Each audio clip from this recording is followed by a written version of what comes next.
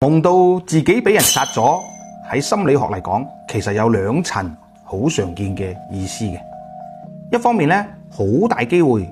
係你呢排喺現實生活入邊壓力好大啊，心入邊咧成日都焗住，好焦慮，潛意識咧就借住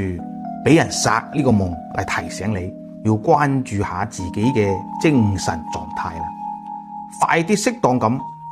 放鬆下，唔好俾壓力越積越多。另一方面咧，亦都有可能係你有啲堅持咗好耐嘅諗法、信念，有可能要被迫改變